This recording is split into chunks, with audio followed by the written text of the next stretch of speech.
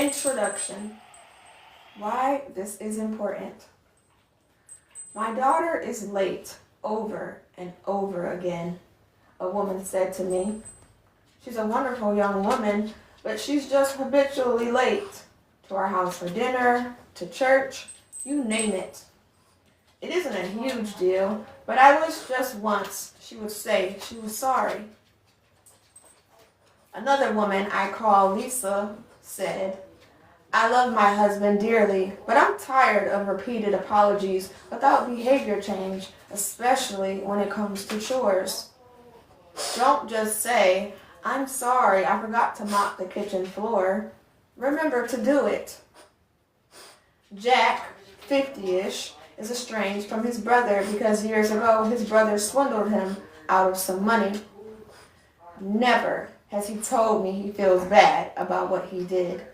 I don't really care about the money, but I feel like he should make it right somehow, he said. Michelle is recently divorced from Sam. However, she recognizes her part in the disintegration of their marriage, and God is leading her to seek reconciliation.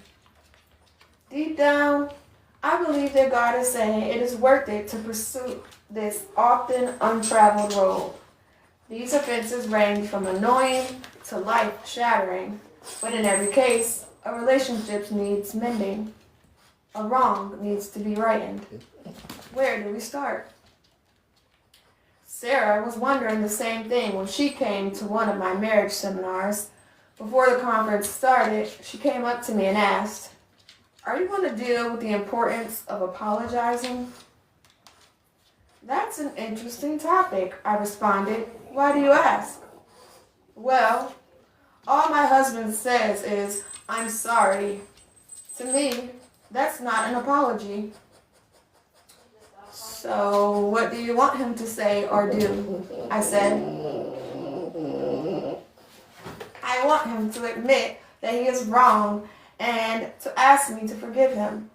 I also want him to assure me that it won't happen again. Dr. Jennifer Thomas and I have conducted extensive research on the importance of apologizing effectively, and what we've learned has convinced us that Sarah is not alone in her desire to deal with issues of admitting wrong and seeking forgiveness. Apology, however, is not a word that means the same thing to everyone. That is because we have different languages of apology. I have seen this often in my counseling, Jennifer said. One spouse says, if he would only apologize, and the other says, I have apologized. So they get into an argument about what it means to apologize. Of course, they have different perceptions. I've observed numerous couples in my office exhibiting similar behavior. It was obviously they were not connecting with each other. The supposed apology was not having the desired effect of forgiveness and reconciliation. I also remember occasions in my own marriage where Carolyn would apologize, but I considered it rather weak. And other occasions when I would apologize, but she'd have a hard time forgiving me because she felt that I was insincere. We believe that going beyond a quick I'm sorry, learning to apologize effectively, can help rekindle love that has been dimmed by pain. We believe that when we all learn to apologize and when we understand each other's apology language, we can trade in tired excuses for honesty, trust, and joy. All of us are painfully aware of the conflict, division, anger, and strife in our world today. We will conclude, therefore, with a chapter that some may seem as ethereal, but we believe holds great potential. What would the world be like if we all learned to apologize effectively?